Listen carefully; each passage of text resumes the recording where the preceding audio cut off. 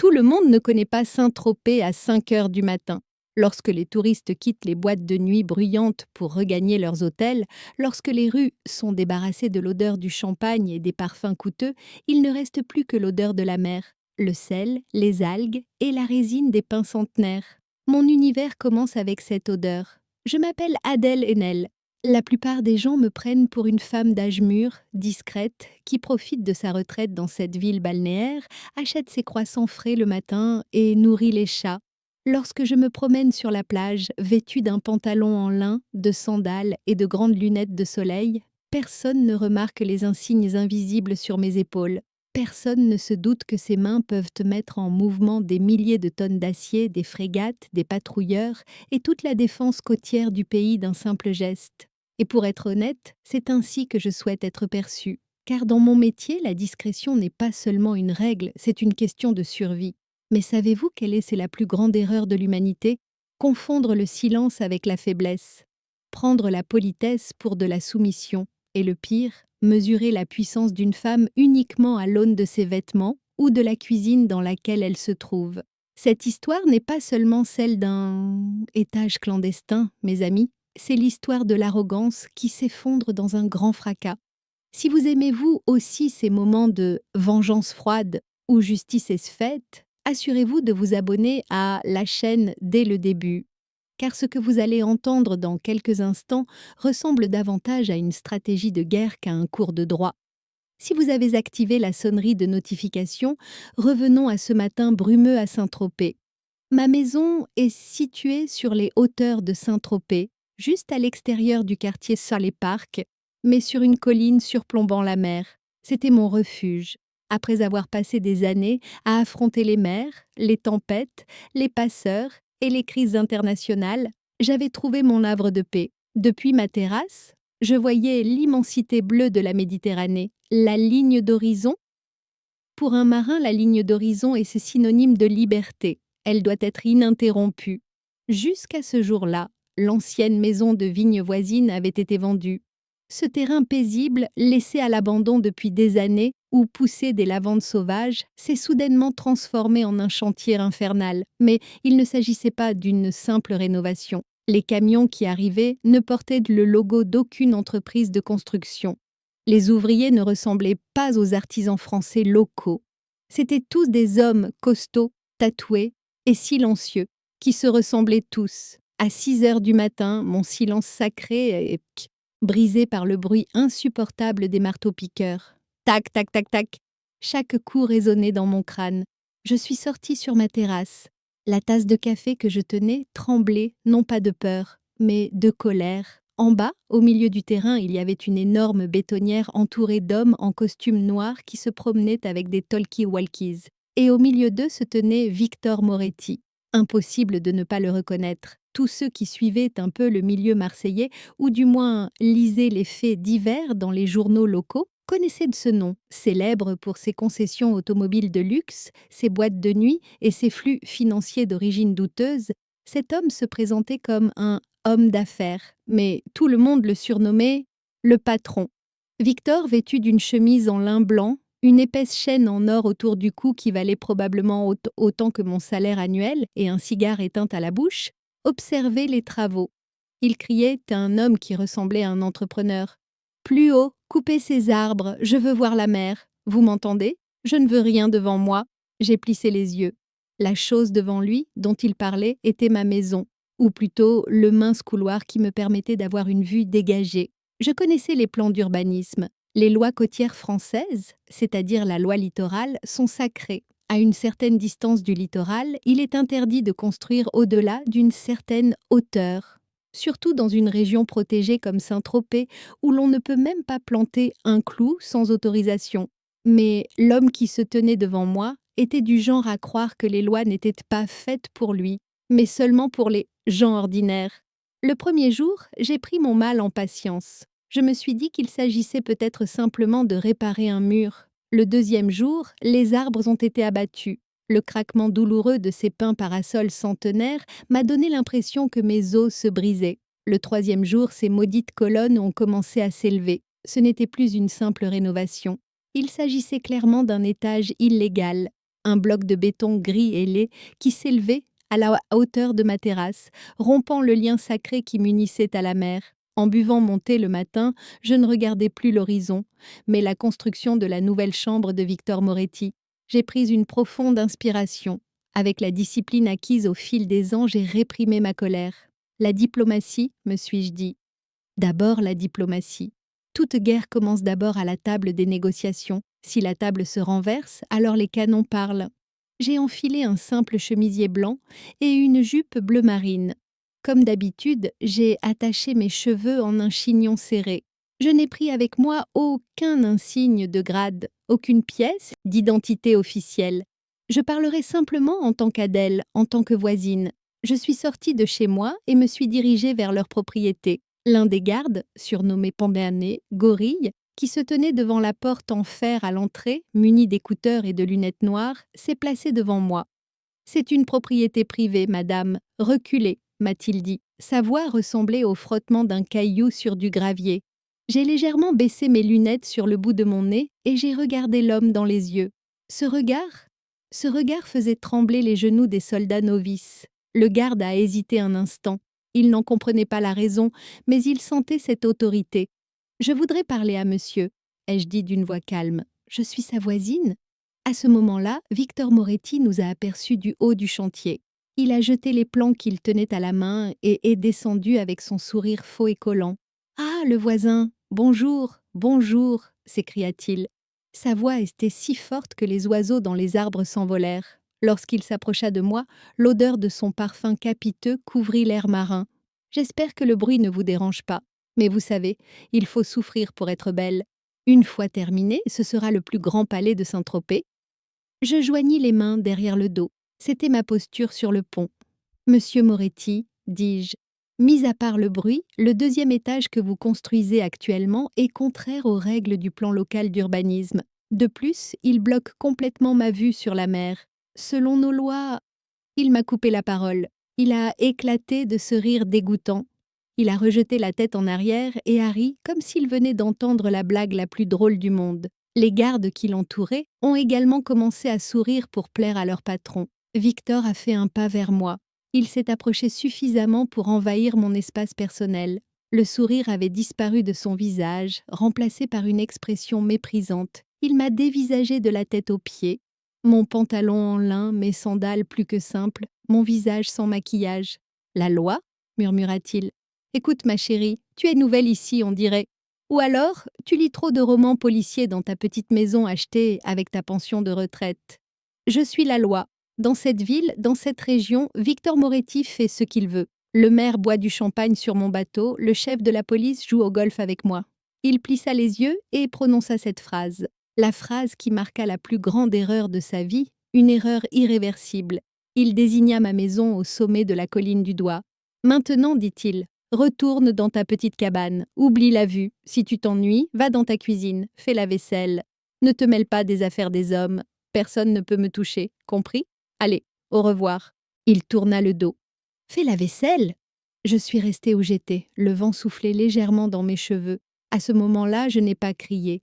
Je ne l'ai pas insulté. Je n'ai même pas changé d'expression. J'ai juste senti un interrupteur se déclencher en moi. La partie de moi qui abritait des sentiments chaleureux et humains s'est fermée et a laissé place au mode mission.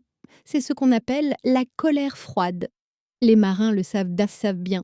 Vous savez, avant la tempête, la mer est comme un drap, plate, silencieuse, grise. C'est exactement ce que je ressentais. Il m'avait prise pour une tante à la retraite. Il m'avait prise pour une plongeuse. Il n'avait pas la moindre idée de qui j'étais, ni des pouvoirs dont j'étais investie pour protéger les côtes de ce pays. Je me suis lentement retournée. Le rythme de mes pas avait changé. Je ne marchais plus comme un touriste en balade, mais comme sur le pont d'un navire amiral. D'un pas ferme et décidé, je suis rentrée chez moi. En entrant chez moi, j'ai fermé la porte de la terrasse. J'ai tiré les rideaux. Je me suis rendue dans mon bureau. Cette pièce ne ressemblait pas aux autres pièces de la maison. Sur les murs, il y avait des médailles, des photos prises avec des chefs d'État et un bureau sécurisé sur lequel se trouvait un téléphone rouge. Je me suis assise sur ma chaise. Les mots « Fais la vaisselle » de Victor Moretti résonnaient dans mes oreilles. J'ai souri. Mais ce n'était pas un sourire joyeux, c'était le dernier regard d'un chasseur avant de tendre son piège. J'ai ouvert le tiroir du bureau et j'ai sorti le dossier portant la mention. Direction générale de la sécurité côtière, confidentielle. Puis j'ai décroché le téléphone rouge. La voix, à l'autre bout du fil, a répondu en 2 secondes. Oui, amiral. Je pris une profonde inspiration et regardai l'heure avant de donner cet ordre historique. Connectez-moi au centre des opérations, dis-je. J'ai détecté une menace stratégique. Il y a une construction illégale sur le littoral de Saint-Tropez qui menace la sécurité nationale. Préparez l'unité amphibie.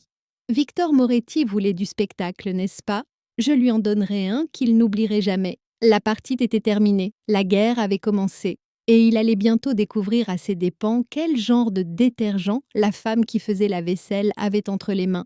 Lorsque j'ai raccroché le téléphone, le silence dans la pièce était si intense que je pouvais entendre les battements de mon cœur. Mais ce n'était pas un rythme effrayant, c'était un rythme discipliné et déterminé, comme celui d'un moteur diesel tournant au ralenti. Victor Moretti m'avait dit « Fais la vaisselle ».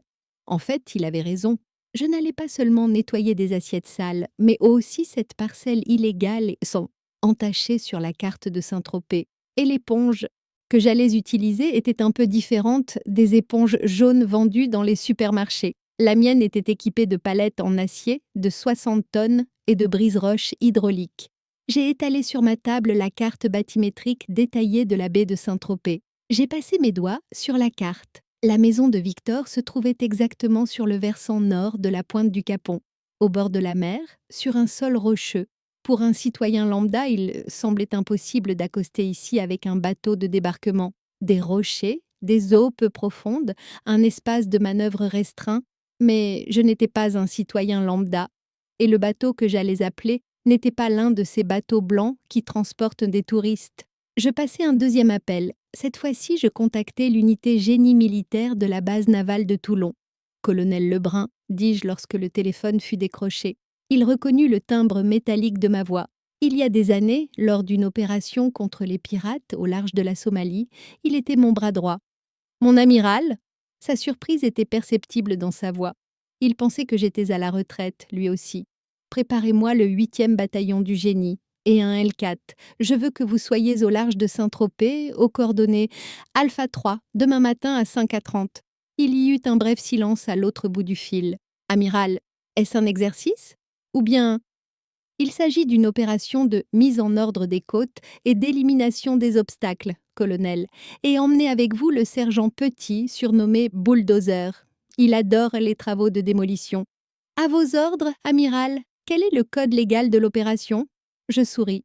C'était ma partie préférée. Je n'allais pas me battre contre l'armée d'avocates de Victor et les fonctionnaires municipaux qu'il avait soudoyés. Leur jeu s'appelait droit civil. Le mien s'appelait sécurité nationale. Code violation stratégique de la défense côtière. La structure située sur la parcelle 142 bloque le champ de vision de notre système radar côtier et la zone d'atterrissage sécurisée en cas d'opération amphibie. Autorisation d'intervention d'urgence, article 14b. En réalité, l'importance stratégique de cette parcelle se résumait au fait que je pouvais admirer la mer en buvant mon café le matin. Mais sur le papier, cet endroit était l'un des points aveugles les plus critiques du sud de la République française. Est-ce que j'abusais de mes pouvoirs? Peut-être. Mais lorsqu'un parrain de la mafia insulte sexuellement un amiral et enfreint la loi, la balance est déjà rompue.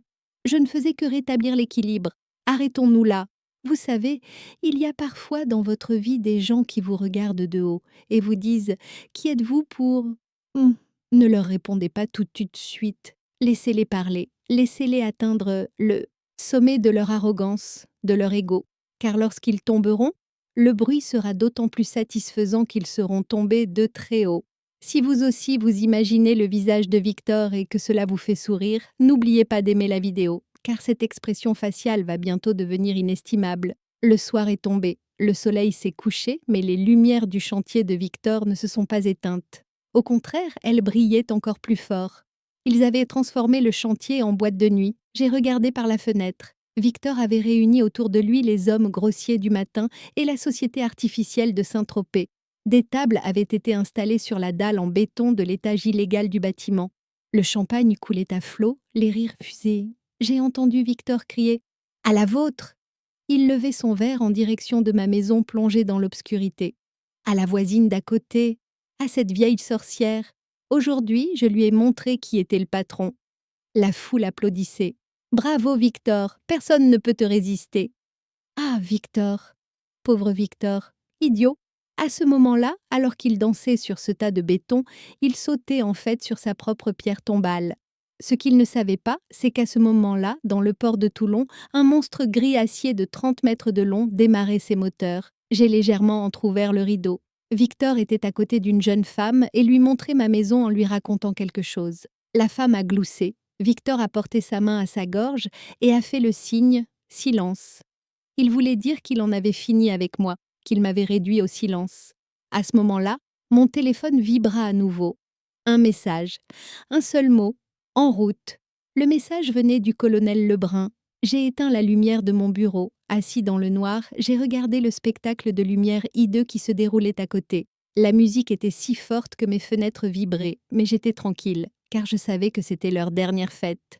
Vers minuit, les invités ont commencé à partir. Victor, titubant, a marché sur le béton encore humide de cet étage clandestin. « C'est mon royaume », l'ai-je entendu murmurer. « Tout m'appartient. » Je me suis couchée, mais je n'ai pas dormi. Un marin ne dort jamais complètement la veille d'une tempête, les yeux rivés au plafond, les oreilles à l'affût du bruit familier qui viendrait de l'horizon, le grondement profond et vibrant des moteurs diesel. Il était 4h30. Dehors, il faisait nuit noire. La fête était terminée, Victor s'était endormi, les gardes somnolaient dans leur cabine. J'ai ouvert la porte de la terrasse et j'ai respiré l'air frais du matin. La mer était calme, mais à l'horizon, une ombre immense et sombre coupait le reflet des étoiles. Les lumières étaient éteintes. Ils observaient le silence.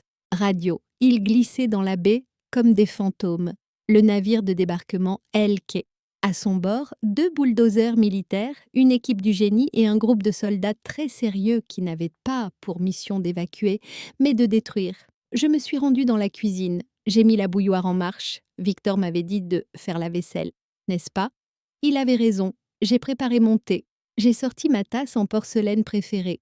Et jusqu'à l'aube, j'ai regardé cette ombre sombre s'approcher de la plage privée, que Victor aimait tant. Lorsque le couvercle du navire amphibie s'est ouvert lentement dans un sifflement hydraulique, il était debout, exactement 5 à 58. Les premiers rayons du soleil ont frappé le métal froid et camouflé de jaune et de vert du bulldozer. J'ai porté la coupe à mes lèvres. « Oh, bonjour Victor », ai-je murmuré dans le vide. « J'espère que tu as bien dormi, parce qu'aujourd'hui va être une journée très mouvementée. » Bapapont. Le silence du matin fut rompu non pas par le chant d'un oiseau, mais par le sifflement des pistons hydrauliques. Tss. Puis vint le bruit métallique. Boum. L'énorme rampe du navire de débarquement Elchiat s'est abaissée sur la côte rocheuse que Victor Moretti appelait « ma propriété privée ». Ce bruit était le plus étrange que l'on puisse entendre à Saint-Tropez. Ici, ce sont les bouchons de champagne qui sautent, pas les rampes en acier de 60 tonnes. Comme on pouvait s'y attendre, la première réaction vint des gorilles. Les gardes du corps dans la cabane se précipitèrent dehors, les mains sur leurs armes, mais ils restèrent figés devant le spectacle qui s'offrait à eux. Ils n'avaient pas en face d'eux un groupe mafieux rival ou des policiers en civil. Ils avaient en face d'eux une unité des DES de la marine française en tenue de camouflage grise, armée de la tête aux pieds, et 2 bulldozers géants qui réchauffaient leurs moteurs. Puis Victor est sorti. Il ne portait qu'une robe de chambre en soie. Il avait les yeux gonflés et les cheveux en bataille. Il n'avait plus rien de son air de patron. Il était bouche bée, stupéfait. Il croyait être dans un rêve, un mauvais cauchemar. « Que se passe-t-il ici ?» cria-t-il d'une voix chevrotante. « Qui êtes-vous? C'est une propriété privée. Partez !» Je regardais depuis ma terrasse. Je levai le mégaphone que je tenais à la main. À ce moment-là, je bus une gorgée de thé et appuyai sur le bouton du mégaphone. Ma voix résonna dans l'air frais du matin. « Bonjour, monsieur Moretti. » Victor a regardé vers le haut, vers ma terrasse, d'où venait la voix. Il m'a vue. Je ne portais pas ma robe de chambre. J'avais mon uniforme officiel. Mes insignes de contre-amiral brillaient sur mes épaules, mes barrettes sur ma poitrine. Ce n'était plus la voisine à la retraite qui se tenait devant lui. Je suis le contre-amiral Adèle Haenel, dis-je d'une voix mécanique et sans émotion. Directrice générale de la sécurité maritime et côtière. Hier, vous m'avez demandé de faire la vaisselle. Zoom, mon petit gametened. Victor pâlit. À ce moment-là, je pouvais voir les rouages de son cerveau se mettre en marche. Amiral, murmura-t-il. Vous aviez raison, ai-je poursuivi. J'avais besoin de faire un peu de ménage, et j'ai constaté que la construction illégale située sur la parcelle Nedeeg 142, où vous vous trouvez actuellement, enfreint la ligne de défense côtière stratégique et constitue une menace pour la sécurité nationale. Victor a essayé de crier « Qu'est-ce que tu racontes ?» mais sa voix a été couverte par le bruit du moteur du premier bulldozer qui descendait du navire. Le sergent Petit, assis dans le siège de l'opérateur de cette énorme machine, était été aussi calme que s'il était sorti faire ses courses. J'ai donné mon dernier ordre depuis le mégaphone. Code d'opération, horizon dégagé, commencer la démolition. Mais, mes amis, voyez-vous l'expression sur le visage de Victor en ce moment? C'est ce que nous appelons le moment de la confrontation avec la réalité. Il y a des gens qui pensent que les lois n'existent que sur le papier. Il faut leur rappeler que les lois sont parfois faites d'acier et de béton. Si vous avez déjà eu envie de dire bonjour avec une telle force à quelqu'un qui vous a fait du tort dans votre vie, cliquez sur le bouton « J'aime » dès maintenant, car ces murs vont bientôt s'effondrer. Victor a crié à ses gardes « Arrêtez-les !» Mais les gardes n'étaient pas stupides. Ils avaient face à eux l'armée française. Les mains en l'air, ils ont lentement reculé. Victor était seul. Il n'y avait plus personne pour protéger son énorme ego. Le sergent Petit a levé la pelle du bulldozer. Cette pelle s'est alignée avec les colonnes dont Victor se vantait tant qu'il appelait « marbre italien ». Victor courut pour se placer devant le bulldozer. « Arrêtez, cette maison vaut 5 millions d'euros. Elle contient des meubles anciens. » Le colonel Lebrun se plaça devant Victor, un ordre d'évacuation à la main. 2 soldats saisirent Victor par le bras avec douceur mais fermeté et l'écartèrent. « Monsieur, » dit le colonel Lebrun, « vous enfreignez la zone de sécurité. Veuillez vous écarter, sinon vous serez arrêté pour entrave à une opération militaire. » Et le moment arriva. Le sergent Petit appuya sur l'accélérateur. Les dents d'acier du bulldozer s'enfoncèrent dans la première colonne de cet étage illégal. Crac! Le cri du béton se mêla à celui de Victor. Non! La colonne se brisa comme un cure-dent. Le balcon somptueux qui la surplombait succomba à la gravité et s'écroula dans un grand fracas. Un nuage de poussière s'éleva dans les airs. Le sol sur lequel Victor avait fait sauter une bouteille de champagne la nuit dernière était désormais réduit à un tas de gravats. Je m'assis sur ma chaise sur ma terrasse. Je pris une autre gorgée de thé. La vue s'éclaircissait peu à peu. D'abord, un petit reflet de la mer apparut derrière le mur effondré. Puis une partie de la ligne d'horizon. Victor, toussant dans la poussière, s'est effondré à genoux. Ce puissant et intouchable parrain de la mafia ressemblait désormais à un petit enfant, en pleurs, devant les décombres de sa propre maison. Je repris le mégaphone, ce serait le coup de grâce. « Monsieur Moretti, dis-je, veuillez vous écarter. Vous faites de la poussière. Vous gâchez ma vue. » Les bulldozers étaient impitoyables. Ils étaient rapides. En quelques minutes, l'étage illégal était rasé. Mais ce n'était pas tout. L'équilibre statique du bâtiment avait été compromis et des fissures étaient apparues dans les étages inférieurs. Techniquement, ils avaient rendu toute la maison inhabitable. Lorsque le soleil fut complètement levé, le palais de Victor n'était plus qu'une ruine. Quant à ma vue, cette vue! Elle était encore plus belle qu'avant, car désormais elle ne comprenait plus seulement la mer, mais aussi la victoire de la justice. Mais mon travail n'était pas encore terminé. Ce n'était que la destruction physique. Il restait à détruire ce que Victor chérissait le plus, son argent et sa réputation. J'avais dit que le silence était précieux à Saint-Tropez, mais le silence qui suit la destruction est le plus pesant. Ce matin-là, alors que le navire L4 remontait sa rampe et s'éloignait vers l'horizon, il ne restait plus que le cri des mouettes et le souffle tremblant de Victor. Assis sur ma terrasse, je regardais la mer qui s'étendait désormais sans obstacle devant moi. Mais du coin de l'œil, je continuais à surveiller le côté, c'est-à-dire le champ de bataille. Victor faisait les 100 pas sur les décombres, criant à quelqu'un avec son téléphone plaqué or. « Allô, Jacques, où es-tu, bon sang? Ils ont détruit ma maison? Oui, ma maison. Je te dis que l'armée, Là, l'armée. Je t'avais dit de venir ici immédiatement. » Il appelait Jacques, le maire, le partenaire de golf de Victor et le petit homme qui fermait les yeux sur les permis de construire. Victor raccrocha et s'approcha de moi, près de la clôture. Son visage était rouge écarlate. Les veines de son cou étaient gonflées à craquer. « Tu crois que c'est fini ?» grogna-t-il. Sa voix ne rugissait plus, elle sifflait, comme celle d'un animal blessé. « Tu crois que ton uniforme, tes galons vont te sauver ? Jacques arrive, mes avocats arrivent. Je vais te poursuivre en justice. Abus de pouvoir, violation de domicile, dommages matériels.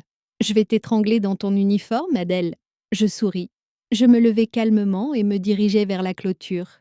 Il n'y avait qu'un mince grillage entre nous, mais en réalité, un monde nous séparait. « Victor, dis-je, comme si je donnais une leçon à un enfant turbulent. Tu ne comprends toujours pas. Tu crois que tu joues aux échecs, mais nous avons déjà retiré l'échiquier. » À ce moment-là, une voiture noire avec des plaques d'immatriculation officielle s'est garée devant la maison. Les yeux de Victor se sont mis à briller. « Le voilà !» s'est-il écrié. « Jacques est arrivé. Tu es fini maintenant. » La personne qui descendit de la voiture était bien le maire Jacques, mais il n'avait pas son arrogance habituelle dans sa démarche. Ses épaules étaient affaissées, son visage était livide. Il était accompagné de 2 personnes. L'une était le commandant de la gendarmerie, l'autre était un homme en costume gris, portant des lunettes et un sac épais à la main. Victor courut vers Jacques. « Où étiez-vous? Regardez ce qu'ils ont fait. Faites-les tous arrêter. Faites retirer les insignes de cette femme. » Jacques ne pouvait même pas regarder Victor en face. Il détourna les yeux et inclina légèrement la tête vers la femme qui se tenait sur la terrasse. C'était un signe de respect, ou plutôt un salut empreint de crainte. « Je suis désolé, Victor, » murmura Jacques. « Je ne peux rien faire. Les ordres viennent de Paris. » Victor resta figé. « Paris? Mais tu es le roi ici, non ?»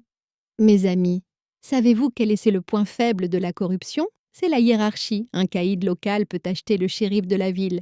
Mais lorsqu'un amiral utilise la ligne rouge du ministère de la Défense, le shérif de la ville ne peut que se mettre au garde à vous. Si vous aussi vous aimez ces moments où le pouvoir ne se mesure pas en argent, mais en honneur de l'État, laissez un emoji m'encre dans les commentaires, car le navire a accosté au port et ceux qui en descendent ne plairont pas du tout à Victor. L'homme en costume gris à côté de Jacques s'est avancé. Il a ajusté ses lunettes. Il n'a pas regardé Victor, mais moi. « Amiral, » a-t-il dit respectueusement, « les dossiers sont arrivés. Nous avons commencé l'enquête en tant qu'inspecteur. » Victor regarda l'homme avec étonnement. « Qui êtes-vous? Quel dossier ?» L'homme se tourna vers Victor. Son visage était dépourvu de la moindre émotion. C'était un bureaucrate pur et dur. « Je suis Henri, inspecteur en chef du comité de contrôle fiscal du ministère des Finances.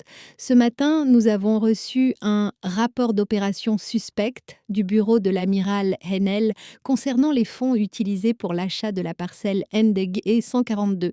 Ce fut un coup plus dur encore que celui du bulldozer. » Victor se tourna vers moi. Pour la première fois, je vis une véritable peur dans ses yeux. La démolition de sa maison était une chose, mais s'interroger sur la provenance de l'argent en était une autre. « Vous, » balbutia-t-il, « qu'avez-vous fait ?»« Je n'ai pas seulement levé le voile sur le paysage, Victor, » ai-je répondu. « J'ai aussi levé le voile sur les coulisses. La société écran basée au Panama, que tu as utilisée pour acheter ce terrain, la société de logistique fictive à laquelle tu as facturé les matériaux de construction, et surtout, la somme colossale versée sur le compte du maire Jacques sous le nom de frais de consultation. » Le maire Jacques s'est effondré. Il avait commencé à transpirer. Victor, quant à lui, tremblait. « Tu ne peux pas savoir tout ça, c'est confidentiel. »« Ça m'est quand même parce qu'on m'a dit. »« Je travaille dans le renseignement, Victor, » lui dis-je. « Les gardes-côtes ne surveillent pas seulement les navires. Ils surveillent tout ce qui se passe sur le littoral. Lorsque tu as construit ces étages illégaux, tu étais déjà dans mon radar. J'ai simplement attendu le bon moment. Et lorsque tu m'as dit « fais la vaisselle », c'était le cadeau que tu m'offrais pour que j'appuie sur le bouton. Certain. L'armure d'invulnérabilité de Victor était brisée comme ces tas de béton. Il n'était plus seulement un homme dont la maison avait été détruite. Il était désormais le suspect numéro 1 d'une enquête financière, voire d'une affaire de crime organisé. L'inspecteur Henry sortit une enveloppe de son sac et la tendit à Victor. Monsieur Moretti, tous vos biens ont été saisis. Vos comptes professionnels, vos comptes personnels, votre bateau. À partir de maintenant, vous ne possédez plus rien à part les vêtements que vous portez. Victor regarda l'enveloppe. Ses mains tremblaient tellement qu'il ne parvint pas à la tenir et elle tomba par terre. Le vent emporta cette enveloppe blanche et la fit rouler vers les décombres de sa maison. « Va faire la vaisselle, Victor » dis-je depuis la terrasse. Le ton autoritaire de ma voix avait disparu, remplacé par celui d'un voisin compatissant. « Parce que bientôt, tu n'auras même plus d'assiette pour manger. » Victor m'a regardé. Son regard haineux s'était éteint. Il avait laissé place à un sentiment d'impuissance. Il s'est retourné et s'est enfoncé dans les décombres, parmi les nuages de poussière. Mais ce n'était que le début. La destruction physique était terminée. Il ne restait plus qu'à regarder son entourage social, en qui il avait tant confiance, l'abandonner comme s'il était atteint d'une maladie contagieuse. L'argent se perd, mais on peut le regagner. Les maisons s'écroulent, mais on peut les reconstruire. Mais la réputation est comme un vase en cristal. Une fois qu'il est fêlé, peu importe le nombre de fois que vous le collez, il ne reflètera plus jamais la lumière comme avant. Cet après-midi-là, Victor Moretti fit ce qu'il savait faire de mieux pour surmonter le choc qu'il avait subi le matin même et envoyer le message « Je suis toujours debout ». Il tenta de socialiser. Il se rendit au Club Bleu, le club de plage le plus populaire et le plus difficile d'accès de Saint-Tropez. Cet endroit était comme son deuxième bureau. Les serveurs connaissaient son nom par cœur, la meilleure table lui était toujours réservée. Je ne regardais peut-être pas avec mes jumelles depuis ma terrasse, mais dans cette ville, les nouvelles vont plus vite que le vent. J'ai appris ce qui s'était passé par Pierre, le barman qui travaillait dans ce club et qui était un ancien militaire de la marine. Lorsque Victor est arrivé à la porte, il a levé la main comme d'habitude et a crié « Ma table est-elle prête ?»« Mais le cordon de sécurité à l'entrée n'était pas ouvert. Le chef de rang, qui s'inclinait toujours devant lui, cette fois-ci n'a même pas levé la tête, regardant la liste des réservations qu'il tenait à la main. « Je suis désolé, monsieur Moretti, » a dit le serveur d'une voix glaciale. « Nous sommes complets aujourd'hui. » Victor était surpris. « Comment ça, complet ? Je m'appelle Victor Moretti. Je n'ai même pas besoin de réserver cette table. » Le serveur a finalement levé la tête. Il n'y avait ni crainte ni respect dans ses yeux, seulement de la pitié. « C'est un ordre strict du patron, monsieur. Nous ne pouvons pas vous laisser entrer. Vous êtes sur la liste des personnes indésirables. » Victor est devenu fou. « Appelez le patron, c'est mon ami !» a-t-il crié. Mais personne n'a répondu au téléphone. Les gens autour de lui, qu'il considérait comme des amis, ont détourné la tête pour regarder la mer, ont ajusté leurs lunettes de soleil. Ils ont agi comme si Victor n'était pas là, comme s'il était devenu invisible. C'est ce que nous appelons le fléau social. Ceux qui vous entourent, pas que lorsque vous êtes puissant, ne se transforment pas en requins. Dès qu'ils sentent l'odeur du sang, ils deviennent des fantômes. Ils font comme s'ils ne vous connaissaient pas, car l'échec est contagieux. Ils ont peur que votre naufrage les entraîne dans leur chute. Si vous avez également écarté ces « amis des beaux jours » de votre vie, partagez cette vidéo, car la véritable amitié ne se reconnaît pas à ceux qui courent vers les canaux de sauvetage lorsque le navire coule, mais à ceux qui pompent l'eau clos avec vous. Victor n'a pas pu franchir cette porte. Lorsqu'il est revenu au parking, les épaules tombantes, il a reçu un deuxième coup dur. Sa jeune petite amie, qui était à ses côtés le matin même, celle que Victor appelait « ma reine », celle qui souriait en montrant ma maison. Lorsque Victor est monté dans sa voiture, la femme n'était pas là. Il n'y avait qu'un mot sur le siège passager. Pierre n'a pas pu me dire ce qui était écrit sur le mot, mais il m'a dit que la femme avait été vue montant à bord du bateau d'un autre oligarque russe amarré dans le port à ce moment-là. Les rats, ce sont eux les premiers à quitter le navire quand ils commencent à prendre l'eau. Dans la soirée, Victor est retourné chez lui, qui n'était plus qu'un tas de ruines. Mais il n'était pas seul. Cette fois-ci, il n'y avait ni policiers, ni militaires devant sa porte. Il y avait pire, ses créanciers. Ces types louches venus de Marseille, ceux que Victor appelait ses associés, mais qui étaient en réalité ses créanciers. Tous ceux qui avaient appris que la construction était arrêtée et que les comptes avaient été gelés voulaient leur part. Victor était assis sur le mur en ruine, la tête entre les mains. Il essayait d'expliquer quelque chose aux hommes en face de lui. « Je vais m'en occuper, disait-il. Ce n'est qu'un malentendu. Cette femme… » L'amiral a outrepassé ses pouvoirs. « Je vais intenter un procès, je vais récupérer mon argent. » Mais les hommes ne semblaient pas convaincus. L'un d'eux cracha par terre devant Victor et dit quelque chose en agitant le doigt. Une menace claire et nette.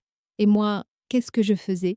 J'étais dans ma cuisine, là où Victor m'avait assigné ma place. J'avais acheté du poisson frais pour le dîner. Je le nettoyais de mes propres mains. J'avais fait la vaisselle. J'avais essuyé mon plan de travail. Puis j'étais sortie sur ma terrasse et j'avais levé mon verre vers l'horizon, limpide et sans obstacle. Là, en train de bon mon cœur, bon mettre la main. Vaisselle est faite, Victor, me suis-je dit. Mais ton linge sale commence à s'accumuler. Cette nuit-là, Victor n'a pas pu rester chez lui. Il n'avait d'ailleurs nulle part où aller. Il a dormi dans sa voiture. Le roi de Saint-Tropez a passé la nuit dans sa voiture, devant son palais, terrifié. Le lendemain, le véritable apocalypse juridique allait éclater. Car Henri, l'inspecteur du ministère des Finances, n'avait fait qu'un examen préliminaire. À mesure que l'on creuserait, l'odeur d'égout qui se dégageait de la vie fastueuse de Victor envahirait toute la France. Et moi, je n'avais pas encore joué mon plus grand atout, un témoin oublié, issu du passé que Victor croyait intouchable. Tout empire criminel a un point faible. Généralement, ce point faible n'est ni l'argent ni les armes. Ce sont les gens trahis, ignorés, mis de côté parce qu'ils sont considérés comme insignifiants. Victor Moretti pensait pouvoir acheter tout le monde. Mais il avait oublié que la loyauté coûte plus cher que la peur. Ma rencontre avec le témoin oublié de Victor a eu lieu 2 jours après cette destruction spectaculaire. Elle s'appelait Madame Petit. Son nom n'est pas une coïncidence. Elle n'a aucun lien de parenté avec le sergent qui a démoli le bâtiment, mais c'est un hasard du destin. Madame Petit était une femme discrète, âgée d'une 60aine d'années, qui tenait la comptabilité de la première entreprise créée par Victor. Victor l'avait mise à la porte 10 ans plus tôt, la jugeant trop âgée et trop bien informée. Lorsque Madame Petit m'a contactée, sa voix tremblait. « Amiral, m'a-t-elle dit, j'ai appris que vous aviez détruit sa maison. Si vous le souhaitez, je peux vous aider à détruire sa vie. » Ce qu'elle me tendit dans la pénombre de la chapelle signifiait la fin de Victor. Un vieux cahier relié en cuir et une clé USB. « Ici, » dit Madame Petit en caressant le carnet de ses mains tremblantes. Il n'y a pas que la fraude fiscale. Il y a les dates et les montants des pots de vin versés aux maires, les numéros d'expédition des conteneurs perdus dans le port de Marseille et la liste des terrains qu'il a acquis par chantage à Saint-Tropez. Mes yeux se sont mis à briller, ce n'était plus seulement une affaire de violation des règles de construction. Cela relevait désormais du crime organisé. « Pourquoi maintenant ?» ai-je demandé. « Pourquoi l'avez-vous caché pendant toutes ces années ?» La femme m'a regardée. Ses yeux reflétaient la haine pure accumulée au fil des ans. « Parce que, a-t-elle répondu, jusqu'à hier, je pensais qu'il était invincible, mais vous… Lorsque vous avez envoyé ces bulldozers dans son jardin, vous nous avez rappelé à tous qu'il n'était qu'un être humain. Vous avez abattu le mur de la peur, amiral. » La plus grande force d'un tyran réside dans le silence de ses victimes. Croit que personne n'osera parler. Mais il oublie une chose. Lorsqu'une personne se lève, celles qui sont dans l'ombre trouvent le courage de sortir de l'ombre. Si vous avez été réduit au silence, mais que vous attendez le bon moment pour parler, que cette vidéo soit votre signal. Le courage est contagieux. Écrivez « Je prends la parole » dans les commentaires pour voir que vous n'êtes pas seul. J'ai récupéré les documents. J'ai envoyé Madame Petit en lieu sûr chez son neveu à Lyon. J'avais désormais une arme nucléaire entre les mains. Mais Victor n'était pas inactif non plus. Comme tout animal sauvage acculé, il allait tenter un dernier coup. Et ce coup n'aurait rien à voir avec la loi ou l'argent, mais directement avec la violence. Ce soir-là, alors que je rentrais chez moi, on m'a barré la route. Sur cette route sinueuse et déserte, bordée de pins, un SUV noir m'a coupé la route. Je ne suis pas sortie de ma voiture. J'ai verrouillé les portes. Ma main s'est posée sur mon pistolet de service, dans la boîte à gants. Mais lorsque Victor est sorti de la voiture, il n'avait pas d'arme. Il a tapoté ma vitre. Sous la pluie, il était trempé. Ses costumes coûteux, ses cheveux gominés, tout avait disparu. Il avait des cernes sous les yeux. J'ai baissé légèrement la vitre, juste assez pour pouvoir parler. « Que veux-tu, Victor ?»« Mettons-nous d'accord, » a-t-il dit. Sa voix était faible. « Que veux-tu? De l'argent? Du pouvoir? Dis-le-moi. Je ne reconstruirai pas cette maison, je te le promets. Je te donnerai le terrain. Je te donnerai même 1 million d'euros en plus. Retire juste cet inspecteur. » Je l'ai regardé dans les yeux. J'y ai vu de la peur. Mais plus profondément, je voyais encore cette ruse, cette conviction que tout le monde a un prix. « Victor, » dis-je d'une voix calme, « tu ne comprends toujours pas.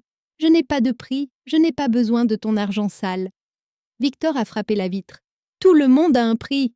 Qui es-tu? Tu n'es qu'un fonctionnaire. Je vais te détruire. Je vais enquêter sur ton passé, ta famille, tes proches. » Il avait encore commis la même erreur. Il m'avait menacé. Je sortis mon téléphone. Cette conversation est actuellement enregistrée par la caméra de ma voiture et mon téléphone, Victor. Menacer un ancien amiral au milieu de la route, voilà un autre magnifique délit d'entrave à la justice à ajouter à ton dossier. Victor recula. Lorsque les phares de la voiture l'éblouirent, il ne ressemblait plus à un monstre, mais à un fantôme effrayé. « Tu es le diable » a-t-il dit. « Non, Victor, » répondis-je en fermant la vitre. « Je ne suis que ton cauchemar, et tu es loin d'être réveillé. » J'ai appuyé sur l'accélérateur et je l'ai laissé là, sous la pluie, seul sur la route boueuse. De retour chez moi, j'ai branché la clé USB que m'avait donnée Madame Petit sur mon ordinateur. J'ai ouvert les fichiers. Même moi, j'ai été surpris par ce que j'ai vu. Victor n'était pas seulement un escroc local, il était aussi la branche française d'un réseau international de blanchiment d'argent. Et ces fichiers allaient couler non seulement Victor, mais aussi tous ceux qui l'avaient aidé. Le maire Jacques, ce directeur du cadastre corrompu, et peut-être même ce sénateur influent de Marseille. J'ai pris mon téléphone. Cette fois-ci, je n'ai pas appelé le ministère de la Défense. J'ai appelé le bureau du procureur général adjoint du parquet national financier. « Monsieur le procureur, » ai-je dit, « vous allez devoir élargir votre dossier. Je vous apporte la tête de la pieuvre. » En échec, les derniers coups avant le échec et mat sont les plus savoureux. L'adversaire cherche une case où se réfugier. Il va à droite, il y a une menace. Il va à gauche, il y a un mur. Observez son désespoir, ses gesticulations paniquées. Voilà la récompense de la patience. Lorsque le parquet national financier a classé le dossier que j'avais transmis comme affaire prioritaire, la bombe à retardement avait commencé à tiquer pour Saint-Tropez. Et ce matin-là, à 6 heures pile, la bombe a explosé. À la télévision, on voyait de l'agitation devant la mairie. Le journaliste racontait avec enthousiasme l'une des plus grandes opérations de lutte contre la corruption locale de l'histoire de la France a commencé à Saint-Tropez. Le maire d'Écoubie, Jacques, a été arrêté à son domicile pour corruption et abus de pouvoir. L'image de Jacques s'est apparue à l'écran. Vêtu d'un survêtement, les mains menottées dans le dos, la tête baissée, il était embarqué dans un véhicule de police. C'était l'homme que Victor appelait le roi. À présent, il n'était plus qu'un suspect. Mais Jacques n'était pas la cible principale. La cible principale était Victor Moretti, qui fonçait vers l'aéroport dans la voiture conduite par son chauffeur personnel. Les rapports des services secrets affluaient. Dès qu'il avait appris l'arrestation de Jacques, Victor s'était mis en route pour rejoindre son jet à l'aéroport privé de La Mole. Son plan était simple, fuir en Italie, puis dans un pays sans extradition. J'ai appelé le centre de contrôle aérien depuis la ligne sécurisée de mon téléphone. Ici l'amiral ANL, code rouge, interdisait tous les vols privés au départ de l'aéroport de La Mole. Ne laissez pas décoller l'avion de type Falcon 900 immatriculé VM 001. Bien reçu, amiral, l'espace aérien est fermé. Élaborer un plan d'évasion peut être intelligent, mais ils ont oublié une chose. L'endroit où ils tentent de s'échapper est mon terrain de jeu, le ciel et la mer. Si votre adversaire est un amiral, vous ne pouvez pas tomber hors du champ de la carte. Si vous aimez ce genre de coups stratégiques et ces moments où les portes se ferment, partagez la vidéo avec vos amis. Voyons voir dans quel trou Victor va se cacher maintenant. Lorsque Victor est arrivé à l'aéroport, ce n'est pas un avion qui l'attendait, mais 2 véhicules de gendarmerie qui bloquaient à la piste. Le pilote n'avait même pas pu démarrer les moteurs de l'avion. Victor est sorti de la voiture et a crié après le pilote, puis après les gendarmes. Mais en vain, il devait faire demi-tour. La voie aérienne était fermée. Il ne restait qu'une seule issue, la mer. Avait-il oublié que j'étais le directeur général de la sécurité côtière? Ou bien la panique effaçait-elle la mémoire des gens? Victor se dirigea vers le port, vers son super yacht de 40 mètres, la Dolce Vita, dans un dernier espoir. Lorsqu'il arriva au port, l'équipage de son bateau était en train de détacher les amarres. Victor courut et sauta sur le pont. « On part immédiatement, en avant toutes, vers les eaux internationales !» cria-t-il au capitaine. Le capitaine hésita, mais lorsqu'il vit la bosse à la taille de Victor, il appuya sur les manettes des gaz. Le gigantesque bateau quitta le port dans un rugissement de moteur. Il se mit à avancer vers la baie, en laissant derrière lui un sillage d'écume. Et moi? J'étais sur ma terrasse. J'avais mes jumelles dans une main et ma radio dans l'autre. Bateau 1 et 2 des gardes-côtes. La cible a quitté le port. Cap 180. Lancez la procédure d'interception. 2 vedettes grises à grande vitesse de la garde côtière surgirent des 2 côtés de la baie. Le yacht luxueux et imposant de Victor ressemblait à un jouet à côté de ces monstres marins. Les bateaux encerclèrent la Dolce Vita. Les sirènes retentissaient, des lumières bleues clignotaient sur la mer. La voix provenant du mégaphone était audible depuis ma terrasse. « Ici la garde côtière! Arrêtez vos moteurs et jetez l'ancre. Sinon, nous ouvrirons le feu. » Victor bondit sur le pont. Il levait les poings en l'air et criait. Je ne pouvais pas entendre ce qu'il disait, mais je pouvais le deviner. « Je suis Victor Moretti, vous ne pouvez pas m'arrêter. » Mais nous l'avons arrêté. Le capitaine, ne voulant pas prendre plus de risques, coupa les moteurs. Le bateau s'arrêta au milieu de la mer, se balançant sur les eaux bleues. Victor, accroché aux rambardes du pont, regardait les bateaux qui l'entouraient. Ce moment devait être le plus douloureux pour lui, car ce bateau était son billet pour la liberté. À présent, il était devenu une prison flottante. Je passai un message radio. Commandant du bateau, ne procédez pas à l'arrestation. Je répète, ne procédez pas à l'arrestation, ramenez simplement le bateau au port et attendez le contrôle des passeports. Les équipes du parquet attendent à terre. Pourquoi ne l'ai-je pas arrêté en mer? Parce que le spectacle devait se terminer à terre, sous les yeux des habitants de Saint-Tropez, dans un endroit où tout le monde pouvait le voir. Le bateau de Victor, escorté par les bateaux des gardes-côtes, a été ramené au port à une lenteur honteuse.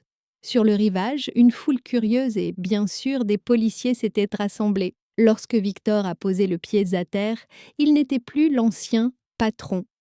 Il était été acculé, pris d'accord au piège, sans issue. Et le chasseur, baissant ses jumelles, boutonnait sa veste pour le coup de grâce. Le procès allait suivre. Mais avant cela, nous allions voir comment la famille de Victor, en qui il avait tant confiance, allait témoigner, en particulier sa mère qui disait « Je suis fière de mon fils » et son épouse mondaine qui disait « Mon mari est un ange ». Le cercle se resserrait. Il n'y avait plus d'espace pour respirer. Lorsque Victor Moretti a été arrêté au port, il a essayé de garder la tête haute malgré les huées de la foule. Il avait encore de l'espoir. « Ma famille, disait-il, ma famille me sauvera. Mes avocats feront sortir. Ma femme Isabelle, ma mère Madame Moretti, ils ne m'abandonneront jamais. » Ah, Victor, pauvre homme qui croyait que la loyauté avait une valeur monétaire. Lorsque l'inflation augmente, la valeur de cette loyauté devient nulle. Dans cette pièce grise du commissariat, je n'ai pas assisté à la chute de Victor, mais à la face sombre de la nature humaine. Victor était en garde à vue. Dans la salle d'interrogatoire, les femmes, les plus précieuses de sa vie, se succédaient. Sa femme Isabelle est entrée la première, la reine des fêtes de Saint-Tropez. Cette femme qui portait toujours les bijoux les plus chers et qui se moquait de ma maison en riant aux éclats. Elle portait maintenant un simple pull, elle n'était pas maquillée et elle pleurait sans arrêt. Le procureur lui a demandé « Madame Moretti, étiez-vous au courant des activités illégales de votre mari, de ses opérations de blanchiment d'argent et de son réseau de corruption ?» Isabelle n'a pas hésité une seconde. « Jamais !» s'est-elle écriée. « Je suis une victime. Il m'a dit que cet argent provenait d'une transaction immobilière. Ces sacs de luxe, ces voitures, il a tout acheté. Je n'en voulais pas. Je lui disais même tout le temps « Victor, tu dépenses trop. » Il m'a trompée, monsieur l'agent. Je ne suis qu'une mère. J'essaie de protéger mes enfants. Je porte plainte contre cet homme. Je vais demander le divorce. Derrière le miroir, l'avocat de Victor baissa la tête. Lorsque Victor visionna cet enregistrement, le coup porté à son cœur fut plus violent que celui infligé par mon bulldozer. J'avais dit que les rats kidnappent le navire quand il coule, n'est-ce pas? Mais parfois, les premiers à abandonner le navire sont ceux qui occupent que la cabine du capitaine. C'est le plus grand problème des empires bâtis sur l'argent. Leur fondement n'est pas l'amour, mais l'intérêt. Et quand l'intérêt disparaît, ces grands amours se transforment soudainement en littérature victimiste. Si vous aussi vous avez vu qui est resté à vos côtés et qui s'est enfui dans les moments difficiles, aimez cette vidéo, car la véritable loyauté se révèle lorsque le portefeuille est vide. Après le départ d'Isabelle, la mère de Victor est entrée, cette vieille femme autoritaire qui allait à l'église tous les dimanches et décrivait son fils comme un ange. Victor vénérait sa mère. L'inspecteur lui demanda « Madame, n'avez-vous jamais demandé d'où provenaient les 50 000 € que votre fils versait chaque mois sur votre compte ?» La femme serra son chapelet. Elle détourna les yeux. « Mon fils, dit-elle d'une voix tremblante, mon fils a toujours été un bon à rien, il ressemblait à son père. Je l'ai toujours mis en garde. Je lui ai dit « Ne touche pas à l'argent sale », mais il ne m'a pas écouté. Il a déposé cet argent sur mon compte, mais je n'y ai pas touché. Enfin, je n'y ai pas touché pour la plupart. Je suis une vieille femme. Si j'avais su que cet argent était sale, y aurais-je touché? Dieu m'en est témoin. J'aurais fait don de cet argent à l'église. Ah, c'est mensonge! Les dossiers contenaient des enregistrements montrant que la femme avait joué cet argent au casino de Monte-Carlo. Mais pour sauver sa peau, elle avait soudainement déclaré que son fils, son ange, était un fils indigne. Lorsque l'interrogatoire de Victor a commencé, on lui a montré ces enregistrements. Il a d'abord regardé sa femme, il avait un sourire stupide sur le visage, comme s'il disait « Elle doit plaisanter ». Mais quand Isabelle a dit « Je porte plainte contre cet homme », le visage de Victor s'est assombri. Puis il regarda sa mère. Lorsqu'il entendit « Il a toujours été un mauvais fils », Victor Moretti, cet homme gigantesque, ce parrain de la mafia intrépide, se mit à sangloter. Il a frappé du poing sur la table. « Je leur ai tout donné », a-t-il crié. « J'ai tout fait pour eux. C'est Isabelle qui voulait cette maison. Ma mère m'a supplié de payer ses dettes de jeu. Et maintenant, ils me trahissent ?» Le procureur a fermé le dossier devant lui. « Apparemment, Victor, tu es seul au monde, à l'exception d'une personne. » Il m'a désigné. Je ne suis pas sortie de derrière le miroir pour entrer dans la pièce. Je me suis simplement connectée au système audio. Ma voix a résonné dans les haut-parleurs. « Tu n'es pas seul, Victor. Je suis là. Moi, ton voisin à qui tu dis de faire la vaisselle. Je te suivrai jusqu'au bout, je m'assurerai que tu purges chaque jour de ta peine. » Victor a levé la tête et a regardé le haut-parleur. Il n'y avait plus de haine dans ses yeux, seulement un profond regret et un sentiment d'épuisement. « Vous aviez raison, amiral, » murmura-t-il. « J'ai obstrué votre vue, mais vous m'avez ouvert les yeux. J'aurais aimé ne jamais avoir construit ce mur ce jour-là. » Cette nuit-là, Victor fut transféré à la prison de haute sécurité de Marseille pour y être jugé. Le lendemain matin, les journaux titraient « La chute de Saint-Tropez ». Ah, on a et c'est qui le roi est nu et seul. Ah, mais compte. Chez moi, la vie reprenait son cours normal. J'ai pris mon café du matin et je suis sortie sur ma terrasse. L'affreux tas de béton devant chez moi avait été entièrement nettoyé. La mer scintillait, mais j'avais un pincement au cœur. Victor, brisé, trahi par sa propre famille. La justice avait suivi son cours, mais l'humanité avait une fois de plus échoué. Il restait toutefois une dernière chose à faire, créer un jardin fleuri à partir des ruines de l'Empire de Victor. Il est étrange de voir la vie d'un homme se transformer en objet numéroté dans un catalogue de vente aux enchères. La Ferrari, sur mesure, dont Victor était si fier, l'Hôte 42, le collier en diamant que sa femme disait unique au monde, l'Hôte 15, même sa célèbre boîte à cigares, l'O8, tout était à vendre. Tout sauf l'âme de Victor, car personne ne voulait l'acheter. J'étais assis au fond de la salle. À côté de moi, il n'y avait pas mon avocat, mais seulement un petit carnet. Je n'étais pas venue là pour acheter les affaires de Victor. Je ne pouvais pas laisser l'énergie de ces objets maudits entrer dans ma maison. J'étais venue là pour en finir une bonne fois pour toutes. L'atmosphère dans la salle ressemblait à celle d'une vallée où se rassemblent des vautours charognards, des galeristes marseillais, des agents immobiliers parisiens, des représentants d'oligarques russes. Tous étaient là pour profiter de la chute de Victor. Lorsque le plus gros morceau fut mis aux enchères, le salon devint silencieux. Lot 100, Saint-Tropez, parcelle en deuil 142. 2500 mètres carrés, terrain en bord de mer. Sur l'écran, on ne voyait pas le palais de Victor, mais les décombres nettoyés par mes bulldozers. Un terrain vide, nu, meurtri. Le commissaire-priseur a crié « Prix de départ, 2 millions d'euros ». Un homme assis au premier rang, à la barbe sale et vêtu d'un costume coûteux, leva la main. Il était le représentant d'une grande entreprise de construction parisienne. Il s'appelait Monsieur Renard, un homme rusé qui méritait bien son surnom. 2,5 millions, dit Renard. Des murmures se sont élevés dans la salle. Tout le monde connaissait la valeur de ce terrain. Un hôtel-boutique ou une nouvelle villa construite à cet endroit vaudrait 20 millions d'euros. 3 millions, cria quelqu'un d'autre. 3,5 millions, répondit Renard sans hésiter. J'ai souri. Ces hommes ne voyaient que la vue de ce terrain. Mais il y avait un tout petit détail qu'ils ignoraient. Je levai la main. 4 millions d'euros, dis-je. Les têtes se sont tournées vers moi. Le vieil amiral à la retraite était de nouveau sur le devant de la scène. Renard m'a regardé et m'a adressé un sourire méprisant. 4 ou 5 millions, a-t-il dit en élevant la voix. Ce n'est pas un endroit que l'on achète avec une pension de retraite, madame. La salle a éclaté de rire. Renard pensait pouvoir m'écraser avec son argent. Ce qu'il ignorait, c'est que je n'étais pas venue là uniquement avec de l'argent. J'étais venue avec des informations. Dans la guerre, la plus grande arme n'est pas le canon ou le fusil, mais le renseignement. Lorsque votre adversaire bluffe en se fiant aux cartes qu'il a en main, mais que vous savez que ces cartes sont en réalité hors jeu, l'argent que vous misez sur la table n'a aucune importance. Car c'est vous qui allez renverser la table. Vous allez bientôt voir l'expression figée sur le visage de Renard. Si vous aimez les moments où l'intelligence l'emporte sur l'argent, laissez un emoji cerveau dans les commentaires. Lorsque Renard est monté à 5 millions, le commissaire-priseur s'est tourné vers moi. « Ah, si madame, vous surenchérissez ?» Je me suis levée, je me suis dirigée calmement vers Renard. « Monsieur Renard », ai-je dit d'une voix que toute la salle pouvait entendre. « Avant d'enchérir, avez-vous lu la petite décision publiée ce matin dans le journal officiel ?» Renard a hésité. « Quelle décision ?» J'ai sorti un document de mon sac.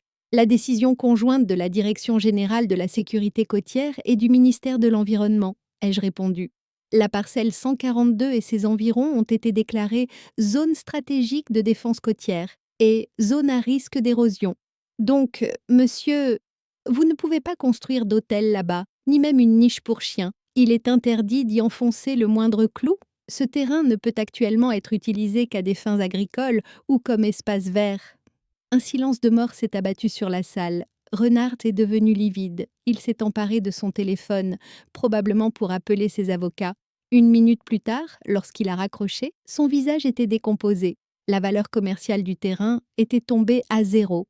Personne ne paierait des millions pour un terrain sur lequel il est impossible de construire. « Je retire mon offre, » dit Renard d'entre ses dents. Le commissaire-priseur était stupéfait. « Y a-t-il d'autres offres ?»« Non !» Les vautours s'étaient dispersés. Sans proie, ils n'étaient plus là. « Alors, » dit le commissaire-priseur, « le lot 100, au prix de 4 millions d'euros, est adjugé à madame Adèle Haenel. » Le marteau tomba. Bang! Ce son était le dernier clou enfoncé dans le cercueil de Victor. Pourquoi avais-je payé 4 millions d'euros? Pourquoi l'avais-je acheté si je ne pouvais pas y construire de maison? Parce que pour moi, cette parcelle n'avait pas de valeur commerciale. Cette parcelle était ma tranquillité d'esprit. Cette parcelle était mon monument à la victoire. Et surtout, cette parcelle était la garantie que des hommes comme Victor ne pourraient plus jamais obscurcir mon horizon à la sortie de la vente aux enchères. Renard s'est approché de moi. « Vous êtes folle, madame, m'a-t-il dit. Vous ne pourrez rien faire là-bas. Vous avez jeté votre argent par les fenêtres. » J'ai mis mes lunettes et lui ai adressé un sourire éclatant sous le soleil de Saint-Tropez. « Vous vous trompez, monsieur, » lui ai-je répondu. « Je vais y planter de la lavande, rien que de la lavande. Et chaque matin, quand je sortirai sur ma terrasse, je ne verrai pas le gris du béton, mais le violet de la lavande. Vous pouvez appeler ça du gaspillage. Moi, j'appelle ça de la liberté. » De retour chez moi, je me suis immédiatement mise au travail. J'ai appelé les meilleurs paysagistes de la région pour qu'ils viennent sur le site du mur démoli, là où se trouvaient ces affreuses fondations en béton. Nettoyez cet endroit, leur ai-je dit.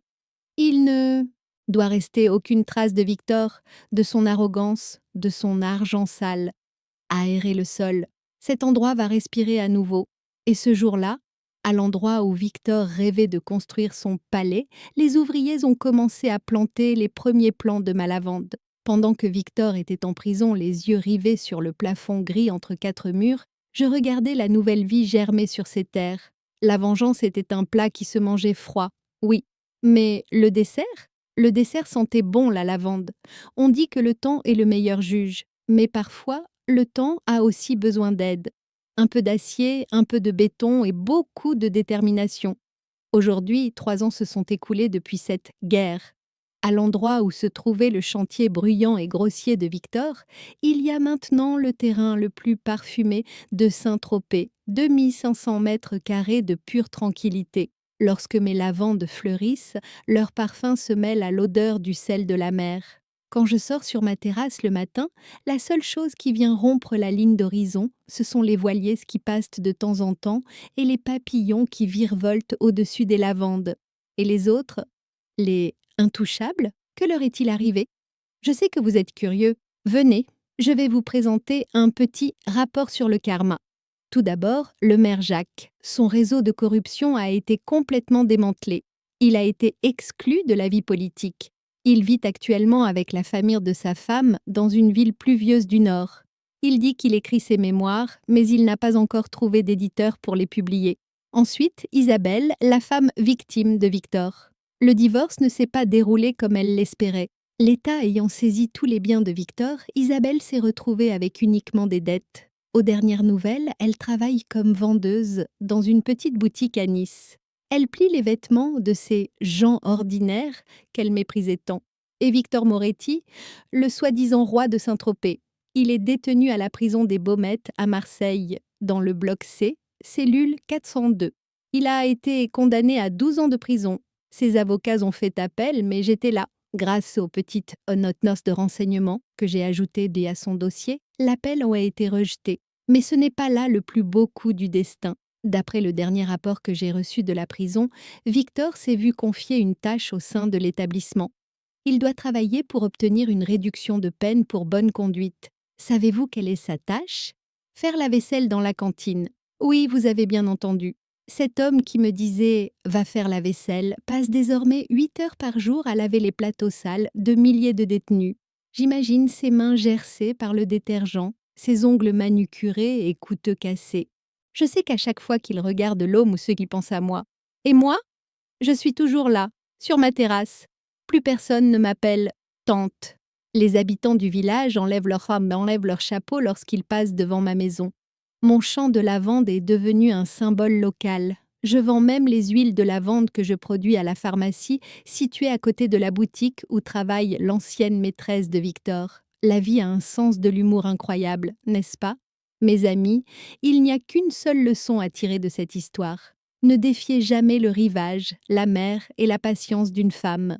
Soyez vous-même, réfléchissez à 2 fois avant de juger votre interlocuteur sur son apparence ou sa position.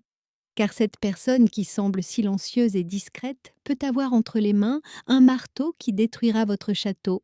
Ma vue est dégagée, ma conscience est tranquille et mon thé est plus savoureux que jamais. Si vous m'avez accompagné dans ce voyage vers la justice, cliquez une dernière fois sur le bouton « J'aime » comme le marteau qui frappe le mur de Victor.